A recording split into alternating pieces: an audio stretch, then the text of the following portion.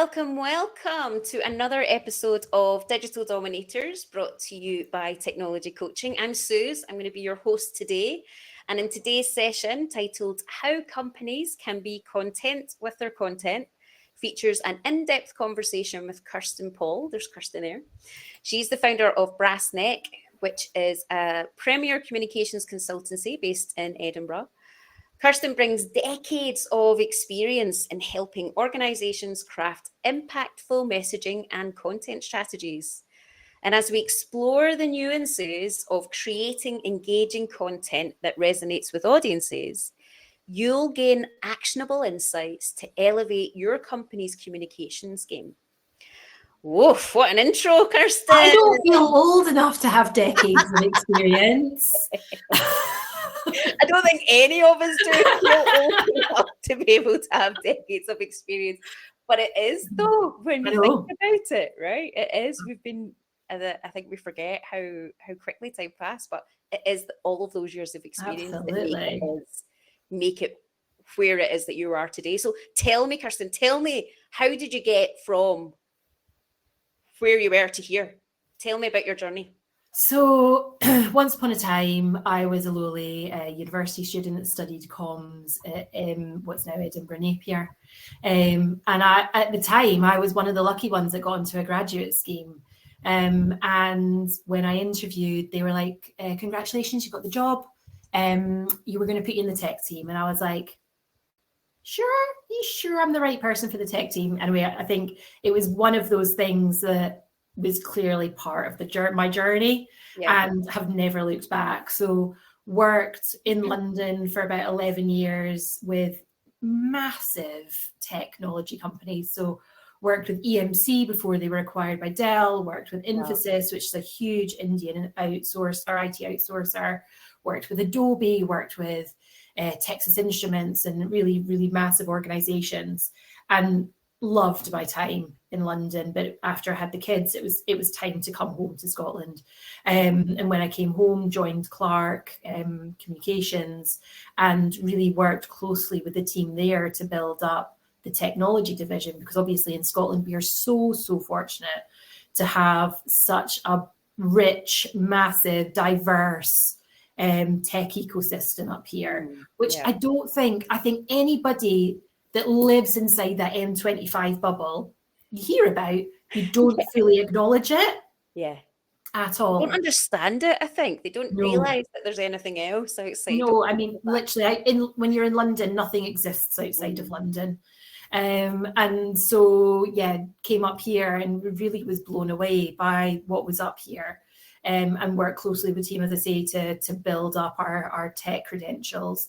And in 2021, launched the Tech Boutique, which was the first PR tech boutique in Scotland, and built that up to be really, really successful. I guess I had a moment a couple of years back where, coming out of the pandemic, just was completely burned out. And I think it was at that time in my life personally, I was like, right, okay, something is going to have to change. And it took a long time to recover from that. And so the start of this year started to go, right, okay, well, maybe this is the year that things change for me. And so, decided to take the plunge with the blessing of Clark, and launched Brass Neck. And we are, as of earlier this week, 8 weeks old. I know. Can you believe it? 8 weeks. Bonkers. But actually, I met Kirsten about, was it 6 weeks ago? Yes. Yeah, I think you met us on day 12. Day 12, yeah. And I met Kirsten at the Digit West conference at the SEC. For those of you that understand Scotland, this is on the west of Scotland. It's the big conference centre, and there was a huge tech conference, which they normally have through in Edinburgh, that they brought to the west of Scotland. And for me, it was perfect. I walked along the road and I bumped into Kirsten because she had the most amazing banners in place. And I think being in tech, it can be a little bit samey for me from a visual. We had a pink banner. Nobody else had pink banners. It was all blue. Big pink banner. You can tell by my branding that's something that I really like. So you were standing there smiling happy, and I just went, come and talk to me about Brass Neck HQ. And then you did. And I was Yeah. like, I want to chat to you even more. So let's come on in a Digital Dominator session. And that's what's brought you here today. So tell me a little bit more about then Brassneck HQ. What do you do at Brassneck HQ? Do you call it Brassneck No, HQ we or is just it just call it brass neck. Okay, cool. So What do you do at Brassneck that's different than what you've done at your previous jobs? yeah, so I guess so in previous roles I've really worked in the public relations side of things and but I've led integrated communications programs for a whole bunch of organizations from startup all the way through to the corporate end of the scale.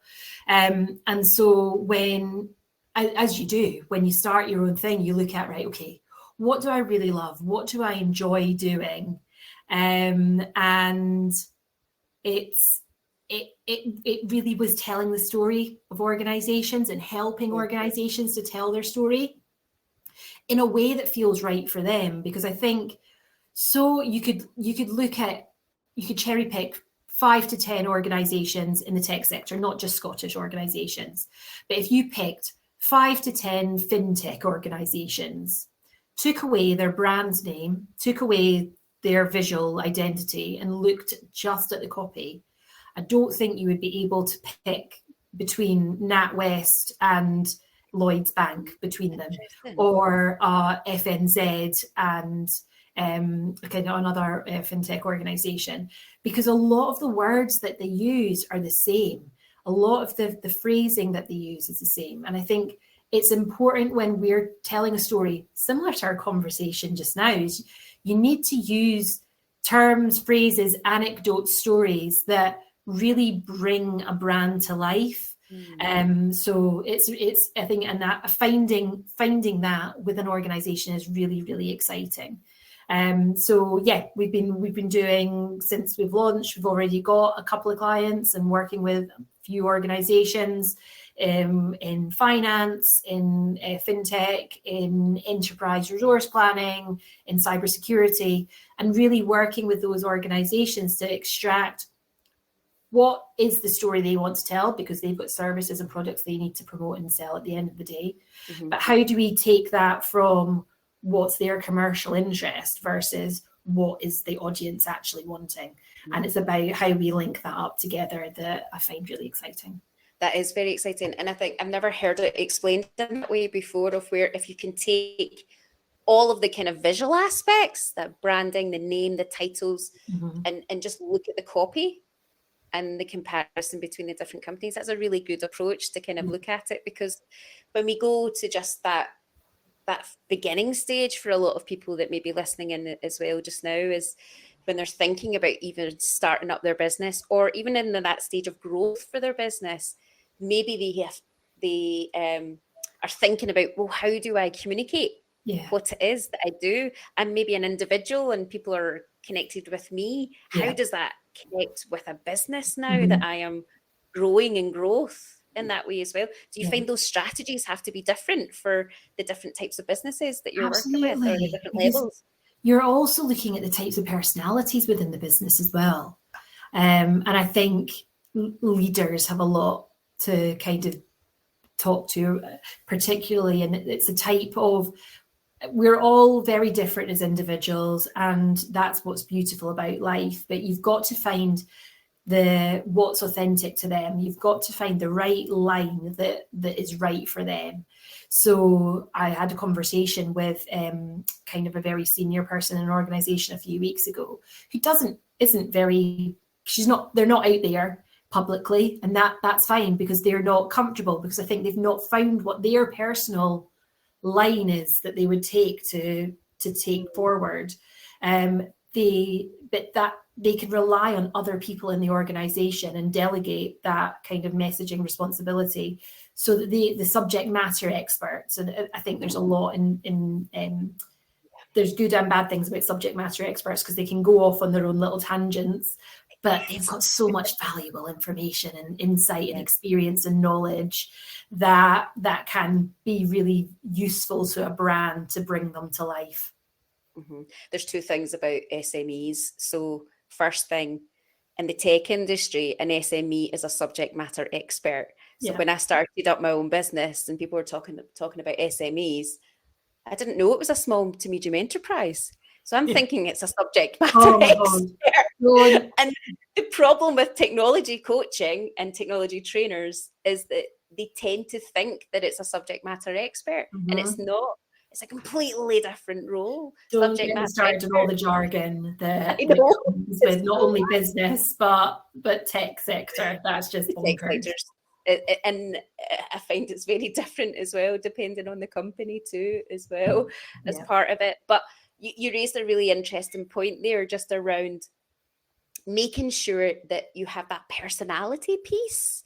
And how do you do that if you're delegating that task? And that can come into, even as a business owner, you're delegating your social media content, you're delegating your email marketing.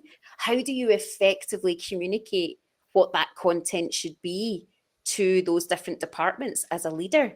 There's a lot in that as well. Can you share any insights? Yeah, absolutely. So, I mean, it all starts with your messaging. And I think if as an organization you are clear on what your message is and what your core message is, you've got your kind of, I like to think of messaging as a bit of a house. You've got your one message that is what the brand is and what it does and what it stands for, similar to like your vision or mission.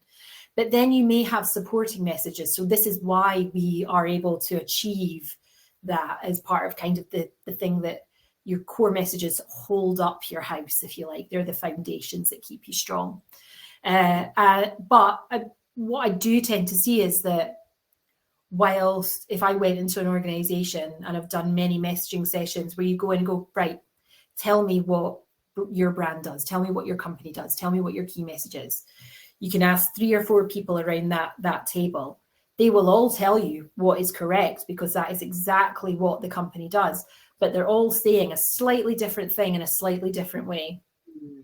Yeah. When it comes to your content, you need to have agreed what that message is. And everybody needs to kind of be clear on what that is. It's your party line, essentially. But you have to say it in the same way. It might not always be the same words, but it's the same thing that you're saying. And always coming back to your key message, because I think there's a theory about the power of 7, and it takes seven interactions for somebody to interact with that message for them to take it on board. It's just like when I'm telling the kids it's time to put your shoes on. They typically need those 7 occasions for that to click in, and it can take me throwing the shoe at them for them to actually realize that they need to put their shoes on. So it's about that reinforcement, and there's so much data out there that talks to how much that messaging reinforcement can help the bottom line as well. I want to say it's something like around about a third of marketers, they've done research, a third of marketers have said that having consistency with their messaging has increased the bottom line by something like 10 to 20%. And I mean, I think we're all aware, particularly in the tech sector just now, not just in Scotland, but it's a global thing, about how difficult it is to get those budgets and get things over the line. And if you can do and take something like messaging, which is free to do, apart from if you obviously pay for my time to help you with a workshop, we'll come on to that later, that something as simple as that can be the difference between a sale coming through or not. Yeah, it's all part of the visibility piece as well. Absolutely. Making sure that you're visibly representing your company to the right people in the way that represents the true authenticity of that brand and that business. And I think it's difficult for, again, those businesses that are kind of early stage or in that kind of growth to change out of that focus of me personal, this is the business. How do I effectively transition from those 2 stages as well? So if we go back to just what this session is about, so how companies can be content with their content. Talk to me about what that means to you. Again, I think a lot of it comes back to making sure that it's working, and making sure that it feels like it's your voice. When you're doing that messaging session, you're going to come up with your tone of voice for your organization as well. And when, for example, on the website, on your social platforms, that will be the language and the style that you take. I am not a fan, as you might have guessed, from using a huge amount of jargon. I think it can be quite clicky, because, as you said, if you don't know the jargon, you can feel really left out. Yeah. And the tech sector has got a lot to answer for just now, not only, as I say, in kind of the challenges that it's facing in terms of sales. It's gone through a hell of a lot of redundancies off of the back of the pandemic. But equally, we're trying to fill a lot of gaps in the market as well. There's a whole bunch of roles and jobs that are kind of sitting, waiting for skilled people to come along. That as well, we want to champion the next generation. And if we're using far too much jargon that feels like restricting and not accessible, we're really going to put people off. We've spoken in the past about that visibility piece of women in tech as well, and making sure that you've got that gender parity. And that also is really important when it comes to organizations. So being content with your content, for me, it opens a whole Pandora's box, because it's all about making sure that you're happy with and you're clear in your messaging. It's about making sure that you're using the right terms and phrases. It's about questioning your subject matter experts. So for me, as a kind of content communications lead, I'm the expert in my field, but the subject matter expert is the expert in their field as well. But the way in which they communicate to me, they need to think that I'm not a buyer. I'm not going to buy their content, buy their product. But they need to think about who's the little invisible person that's over the side of my shoulder, that is the person they're going to sell to, and what do they need to know, and how do they want that story to be told? Because they don't want widget X.2.3 is actually the better than competitors widget 4.3.2 it's that benefit, and it's about telling that story. I'm laughing because I know exactly what you're talking about. I used to have to do so many press releases about version when the organization released a 0.2 or a 0.3, you're like, oh no, I know, you get that from an email. We've released version 4.3.2, and you're like, that doesn't mean anything. Like, good news, that's great. What does that mean to me as an individual that's using that piece of software?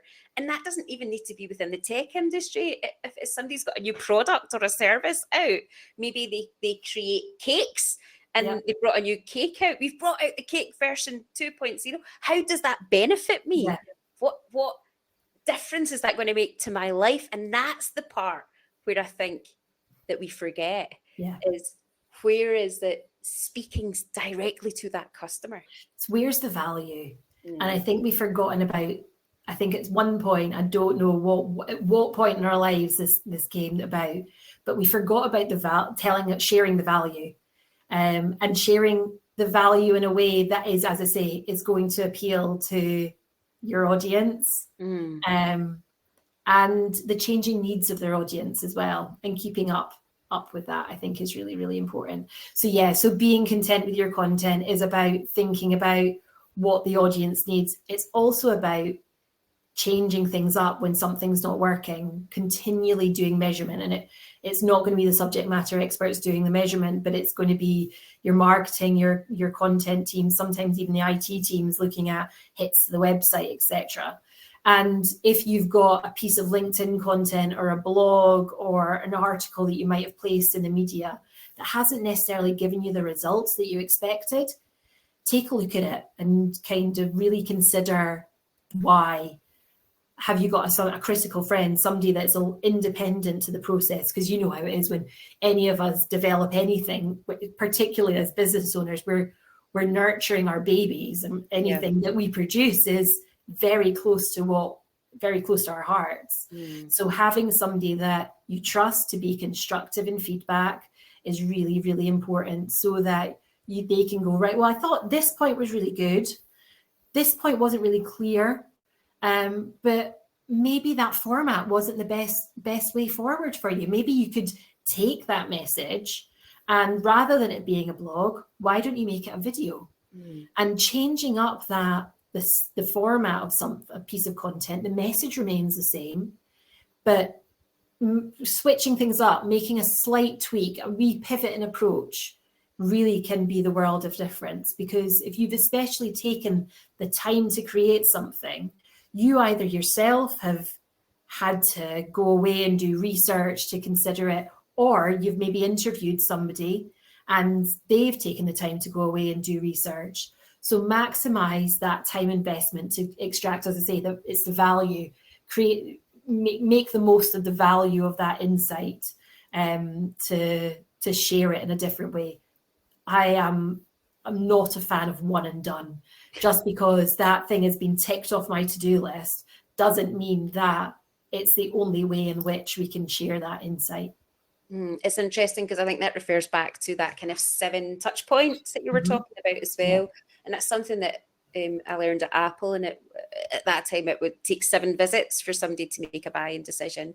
I think now with online, I mean, I don't have the exact number of it, but it must be higher than 20 times that people need to see the same thing before they can even take some sort of interaction. And that interaction happens in the space of a millisecond. I don't even know what you call that, but it's that interaction of them tapping in some sort of way, commenting. So I'm going to Malta next week, and so I went on TikTok yesterday. I can't wait for this on.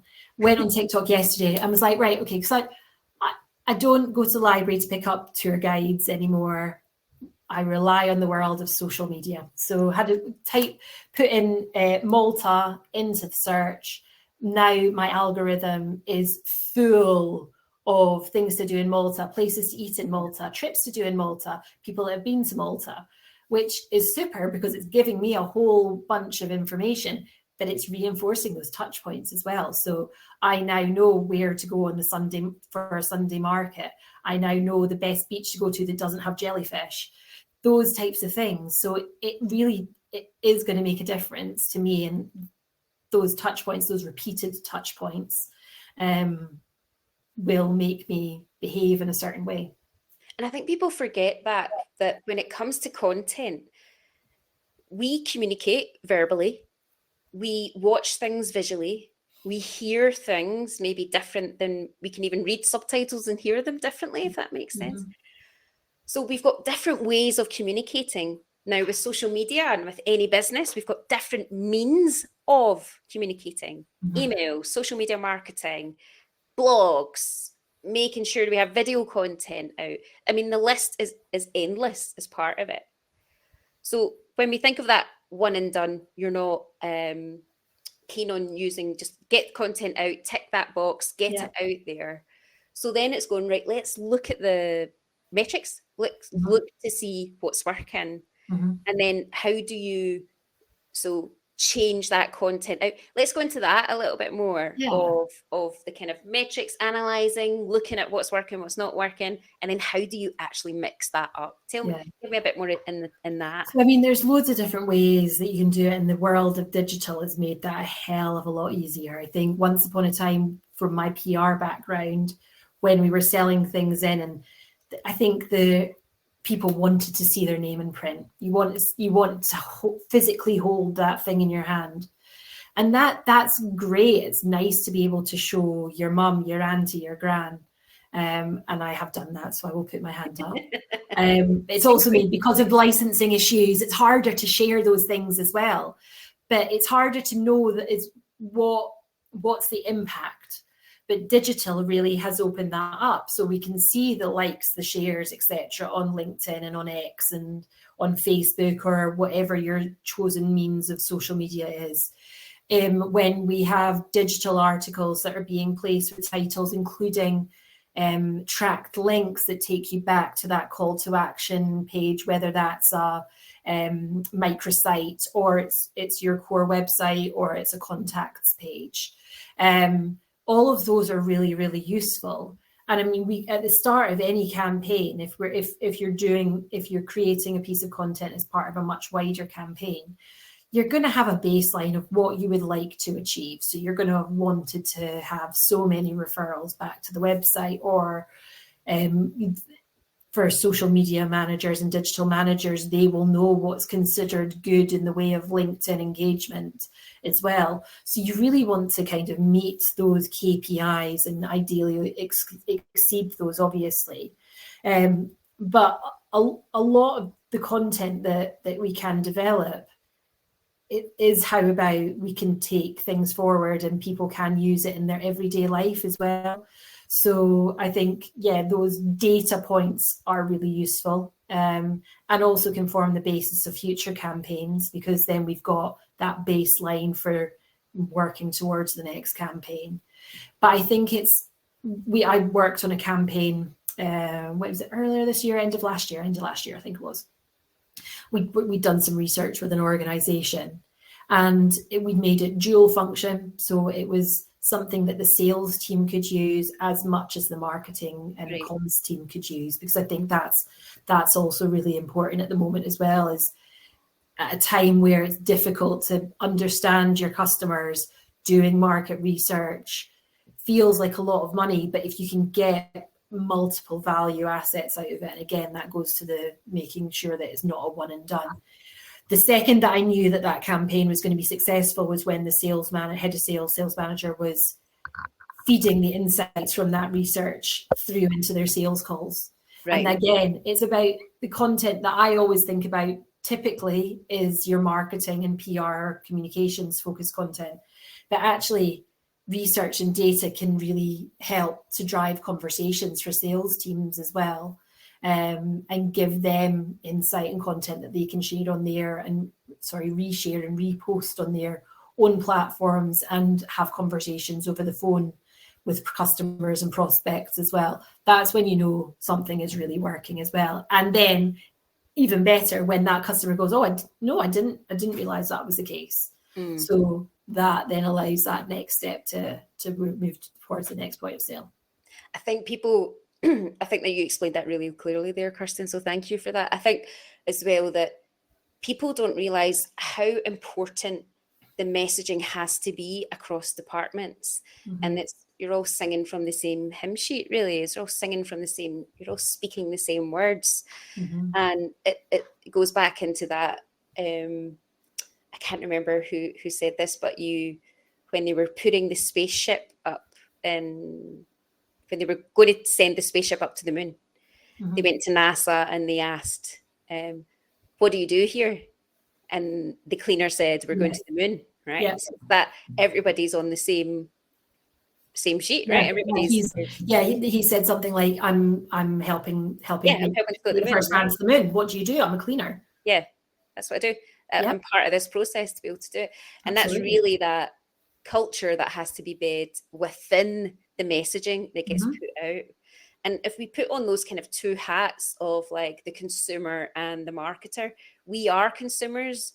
So we have expectations of how we want to mm-hmm. receive products, services, information our mm-hmm. way from the people that we buy from.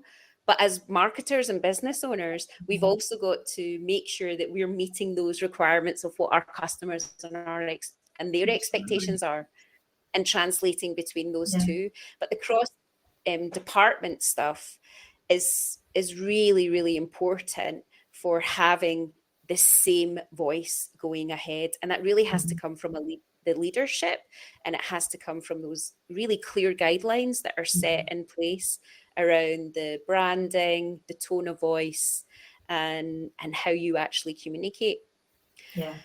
It's interesting, isn't it? So let's go into, how do you start that process? Is it working with an individual like yourself? Is it going through ChatGPT? We haven't started any of the language laws, the AI chat yet, Kirsten, but we'll get there.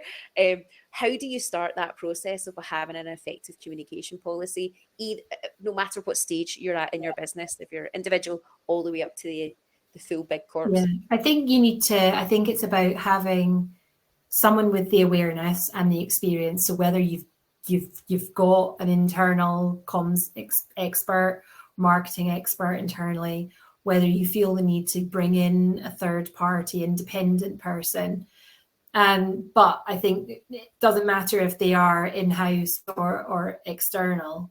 You have to kind of put that out the window and think of yourself, think of the organization not as something that you know about. So whilst you might have been in the solopreneurs, entrepreneurs have, as we've said earlier, they've built this and they've created this baby and that felt right for them. You need to really take that critical look and kind of be independent and take that step back and go, right, okay, what do we have?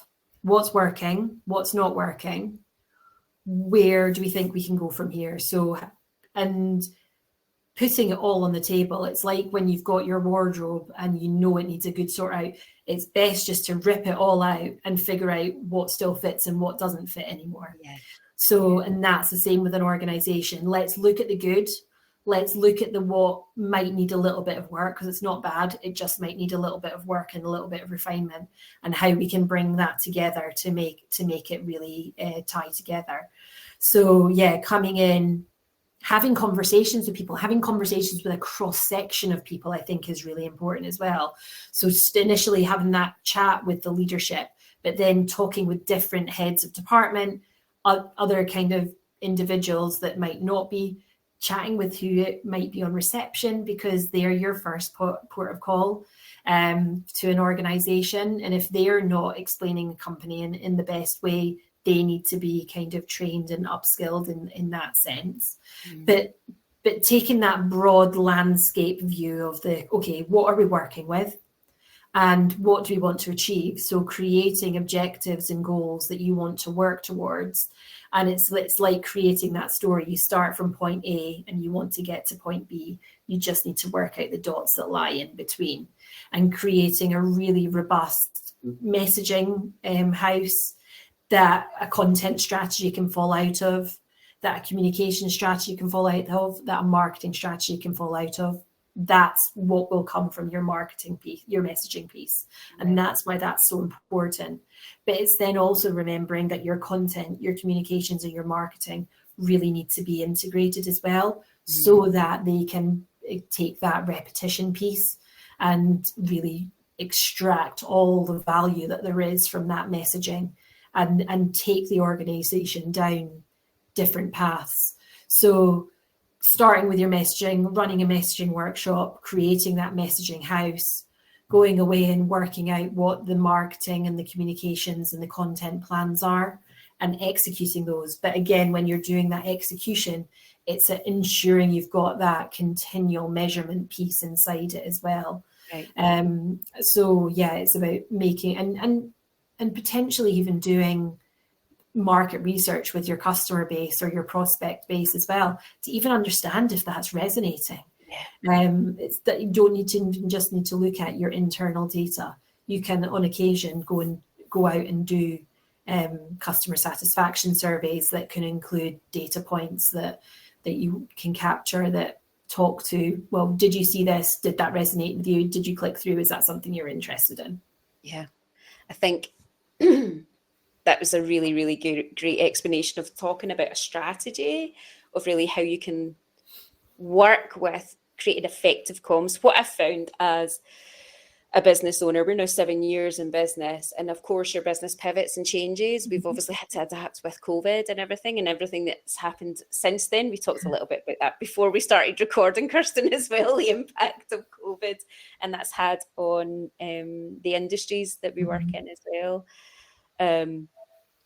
Yeah, I forgot what I was talking about there, so I'm going to lead on to another question. Smooth, that was smooth. It was really not smooth at all. That's the benefit of doing these sessions live, is that you're going to get that impact of, us just having a conversation. Human. We're human as part of it. And I think that relates really to what your copy and your content can be as well. Oh yeah, remember now. I knew I just had to waffle a little bit before it came back to me. So as your business has changed and pivoted, you really have to change your messaging that goes with that. And it's only through the experience that I've been able to work through that. But I've had to go and speak with professionals. I've had to go and like what you do, Kirsten, speak to somebody and go, is this really working? Mhm. Is this speaking to the right people? Am I communicating in the same voice or in a voice that is going to work for the ideal customer that I want to communicate to? So I think it's a constant ongoing process. It's not a one and done, as you talked about as well. You've got to consistently look at it, adapt and change what's going to communicate, whether that be type of content, how it's laid out, looking at the analytics. I also like to think of analytics as your kind of starting point for anything that you're doing. You want to think about things in kind of 12 weeks as well. I like to think of it in that way. So you've got the different points of the year, depending on what your customers' behaviors are, how they interact, when are they online, when are they interacting with their devices, when are you going to reach that? There's a lot to it. But if we look at the starting point of analytics, you can see what's worked, what's not worked, repeat what's working. Absolutely. Adapt what's not working, repurpose in a meaningful way. Yeah. Is that right? Yeah. Absolutely. You've spent a lot of time creating your content at the end of the day. And that shouldn't be wasted.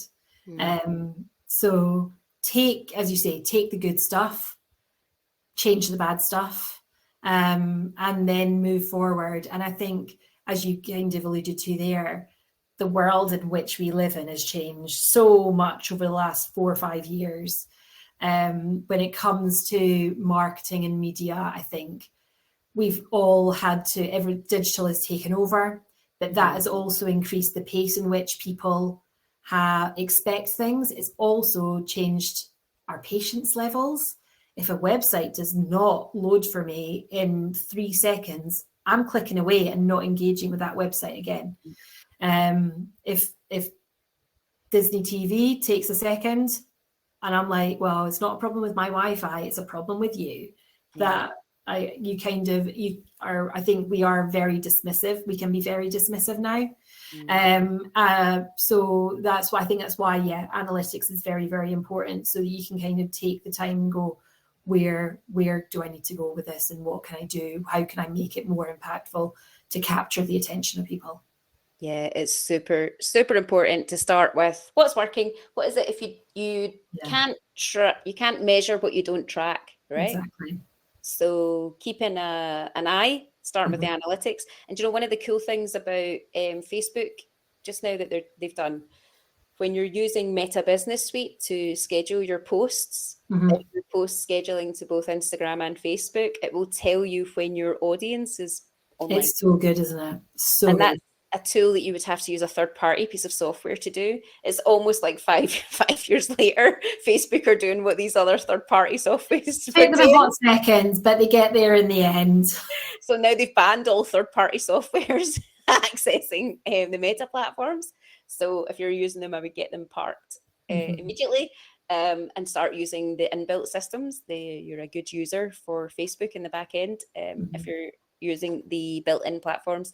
But that's the important thing. So when it tells you that your audience is online between 6 and 8 p.m. and you're scheduling your content, I would be listening to what Facebook platform is telling me to do during that time, because their main goal for providing a free service for you to be able to market your business is to keep people on the platform. That is the one goal that Meta has, is to keep people engaged on that platform. And you can do that via your video, the content, and that engagement. How do you build that engagement, communication, interaction piece on the platforms? So if you're creating content that meets those needs, those platforms are going to say they're a great user. In the exact same way as Google likes to have your website updated with updated content, including effective keywords that are going to resonate with that audience. It has got things like your alt text set up for your SEO, and that's the same for socials as well. All this is part of like a content strategy, right? To tell the platforms, that you're using for free to market and get sales from your Absolutely. business. I saw something recently similar with LinkedIn, that they are prioritizing day in the life videos on their algorithm, because again, it's length of time on the platform, which is bringing them more customers. And actually, it's that type of content is just performing really, really well. I've done it for Brass Neck a couple of times, and I think people like to see people. People like to see dogs, and they like to see people, and they like to see us in our personal lives. I shared a picture last night of me with a Mars bar ice cream, because they are tiny now. Tiny. What? Tiny. Fun size Mars They bars. might as well be a fun size one. But it was there. I was like, do you know what? This is actually going to perform quite well. And I got some decent interaction off of it. I think it's so interesting, but changing up that style of content. And as you say, these platforms are not stupid. They want you on there as much as possible. So we'll do everything in their power. And it probably leads us quite nicely onto AI, because I think that's when we can rely on AI. I am a believer that AI is the assistant. It is not my grand leader. There is somebody that I follow on LinkedIn, a chap called Bernard Marr. He writes a lot about AI. He likes to think of AI and generative AI tools as it's a parrot. It repeats information back to you. And that's kind of the line in which I'm taking. I will take it to go, right, okay, it's better than Google, because I don't need to sift through all of the Google results. So I will say, what is the best time to post? And it will tell me, because it will sift through all of the wealth of information that it's got access to. Or I will get it to proofread an article, or I will get it to scan a website and pull out the key messages for me. And in using it to increase our productivity, I think is really, really valuable. Have you used any AI chatbots? Have you interacted with any AI chatbots that companies have all set up recently? In my personal life, but I've never been involved in kind of setting one up for an organization. But it's they're not perfect. There's still a way for AI to go, I think, generally. So I wanted to touch on the differences that I've experienced with the chatbots, and that's due to the content that they've been fed, right? So we've talked about data, we've talked about making sure that your voice is consistent, and making sure that, like, what is that language piece for your business? How do you communicate effectively to your prospective and current clients and customers? So when you want to build a bot, whether that be somebody comes onto your website and they interact with a chat bot to be able to get some information about your business, or if you need some help and support and you're going to, and especially for tech companies, this is the main thing that they have via, like, maybe an intercom app that they've got built into their website. What they're feeding that data usually comes from their help and their support pages on their website. Those help and support pages are usually created by an SME or somebody, a developer in the IT department. Now, if you've got this chatbot fed that help and support data created by an SME, how is that effectively communicating your business ethos as it's generating the content that has been fed, that is just basically stale technology guides, really, that are being fed into it? And the best one that I've seen, that I've interacted with so far, is Canva's. Okay. Now, it's not always correct, but its way of communication is lovely, because it speaks to me like a human. Because it puts empathy first on any of its response. Now, these were strategies that I was taught whilst working in the tech sector, right? So at Apple, we were taught techniques, strategies, tools to effectively communicate to people. And we would have weeks and weeks of practice of it, so that we're having that interaction. And now we can set up chatbots that can do that for us. But how do you get it to speak like your business than just the generic, either speak humorously, fun, witty? It has to be what that business is like.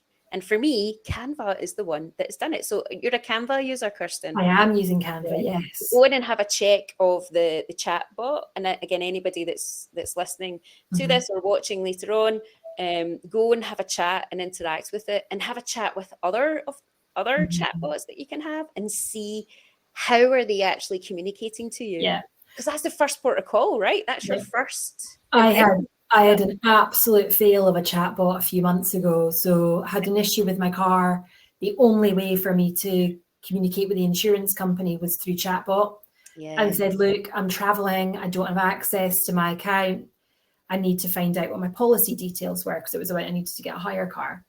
So chatbot went away, got the information, gave me the policy number. I then bought a new car and was calling into the insurance company again saying, I've changed my car, want to swap my insurance, upgrade it, that type of thing. Here's my policy number. Or when you phone up, you have to put your policy number in. It was then going, we'll send you an email. I wasn't getting the email, so eventually was like, right, I'll have to speak to a human. Spoke to a human, said, right, this is my policy number. He was like, what's your name? And so I told him, and he was like, yeah, that's not your policy number. And so this chatbot had taken, I don't know how they'd given me somebody else's policy number. So some poor person was getting all these emails going, you've been in touch with insurance company X. And that for me was the absolute fail. But again, it's all about when you're using generative AI, and it is the same for chatbots, it is about being clear in your instruction. And it's that input that you need to put, the time that it takes, sometimes it does take a little bit of time to get that instruction correct, to get the value back from it. And that, I think, it all stems from having that strategy set right from the beginning, right? Before you do any sort of campaign, any product launch, anything that you're going to put out, any strategy for anything that you're going to do in your business, no matter what stage, being really clear on how you're communicating it means that the support is always going to have that same communication back for it as well. And that's what you do within the process of workshops and coaching, isn't it? So talk to me a little bit more about that process of when you're working with businesses to coach them through that process of creating a comm strategy. So there's various ways and routes forward. But as I say, once we've got that core message, we've been maybe through a messaging workshop, or the organization is really firm and clear in what their message is, it's looking at how we can reinforce that. So we'll take an organization and we'll go, right, okay, what are the different ways we can bring this to life? What are your business goals as well? So we need to look at where you want to go. It's, as I said earlier, it's about taking that where you are at plan A and getting them to number B, and making sure that we're hitting that they might want to target the finance sector. They might want to target even banking in finance is very different from the finance sector, or they might want to talk to logistics and engineers or the supply chain titles, and then creating the stories that are going to work there. So there's a lot in the way of brainstorming. There's a lot of looking at what the media want if you're creating a media title, and looking at what their point A and point B is, so that we can reach what their needs are going to be. And making sure that you've just got the right people trained as well. So whether we need to go away and do media training, I would say 9 times out of 10, we're not spokespeople within an organization are never going to have a microphone shoved in their face. We're going to be creating written content for them, which suits so many people, because I think we want to put out the best version of ourselves. And so sometimes people get a little bit wary about having that microphone put in front of your face, or sitting down with a journalist, because you're trusting that they take your words and they use them in the way that you intended. Whereas there's a little bit of a safety net with written content, because that can be approved before it is placed with a title. And that is also another way to reinforce the messages and make sure your messaging is clear within there as well, because of that written format piece and the approvals that go around with that. But really in the coaching workshops, and we can create bespoke workshops that can handle whatever an organization is going to need. So it can be anything from, as I say, kind of the content creation, going away and working together to create a 6-month, 12-month communication strategy that they can go away and implement, or I can help them with. or we can go away and do some crisis communications, exercising and testing and making sure that their communications and crisis comms plans that they have in place are fit for purpose, and that everybody that is going to be involved in that kind of scenario knows what their role and responsibility is. Seeing if they're still comfortable with that, because in the eye of a storm, there are some people that thrive in that type of situation, and there's some people that are just not comfortable. And it can be a good place to kind of test if you've got the right boots on the ground. And those other people that are aware, you kind of put them into different roles that can support those types of situations that come up. So yeah, really the coaching offering that we have within Brass Neck can be tailored depending on the need and the stage of the organization as well. Because I think, as we've said earlier, solopreneurs, entrepreneurs, those at the kind of the starting point of their journey, their needs from communication are very different from corporates. Yeah, and even the space in between as well. It's the communication has to adapt, it has to evolve, and you have to kind of work with somebody that it doesn't have that same connection with your business. And that's really why coming to an expert like yourself is super, super important, Kirsten, to kind of make sure that those comms, and that was part of the reason that I connected with you, because my best friend does the exact same thing over in Amsterdam. She's got her own business and she does comms for large corps as well. And the importance of the messaging has really been kind of communicated to me via that, as being a company that works with corporates as well. It's got to meet those needs. But then also I was like, I want to build the fun and engagement into it. So how do I be funny and witty and silly? You know what? In a corporate world, I've got to do it that way. I have put together a social tile last night. So as I say, I'm going on holiday, and I'm trying to make sure that we've got a consistent social stream. And there's a social post that I've put together that it made me laugh. And I'm like, well, if it's made me laugh, I have to do it. But then equally, I'm going to definitely get a critical friend to take a look at it, because it's linking the tech sector with Westlife. And I'm just not sure that I don't know if my channel's ready for that yet. But yeah, I think that's you're going to test it, right? Absolutely. I mean, it's a good way. Yeah, definitely put it out. See if it gets the interactions that I expect it will. I mean, anybody that's listening to this, and you included, obviously have to interact with that post now when it goes out whilst I'm on holiday. Where is it going? LinkedIn? Is it going on LinkedIn? Yeah, LinkedIn. Yeah. Right. Okay. So I've found pretty quickly that the platform that I'm using is. Don't say that, Jackie. The platform that I'm using is LinkedIn. I'm getting zero engagement on X. Twitter, Facebook and Instagram isn't right for us at the point in our journey. So yeah, but if it makes me smile, it keeps life interesting for me. I mean, LinkedIn is the real B2B platform, and I think we're moving our strategy over to LinkedIn as a business, rather than we completely have been feeding the beast of Meta for 7 years, and again without spending hundreds of thousands of American dollars on it, because our ad account's in dollars, to run ads. Then you're not going to get the same engagement that I find that you're going to get on LinkedIn. But I think it's not just about B2B on LinkedIn as well now. It's more about B2C and everybody. And there's a lot of stalking on LinkedIn rather than engagement and interaction that you do have on the other platforms. So I think it's just been super clear about where your audience is, where they spend their time, how do you communicate to them on those platforms, and both online and offline through the email marketing as well. So yeah, got to be super clear on what your content is, and then work with somebody like yourself who can support you, having that those extra eyes on it to make sure that your content's speaking specifically to that right people. Yeah, for sure. Okay, so before we finish up today, if you've got 3 tips that you can give to people on how to be content with their content, what would you say? Firstly, I would be questioning everything. So question everything when it comes to your messaging.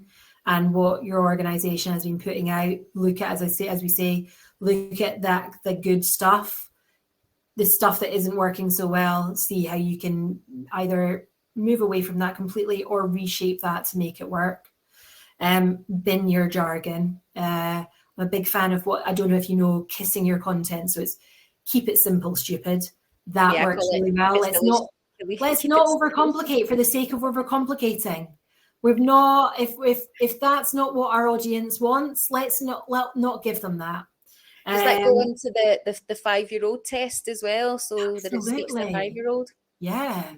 Or like if you can't explain it to your gran, like if it's too difficult to explain to your gran, or you trip up over yourself, then you're not saying it correctly. Yeah. And then the last point is keeping your audience in mind. And if you are making sure as part of that you're measuring the effectiveness.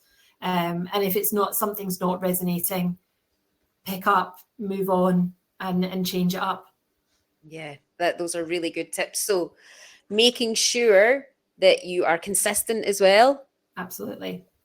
Have a strategy. Repetition, strategy, follow, and make sure the team is aligned as well. Yeah. Okay, great.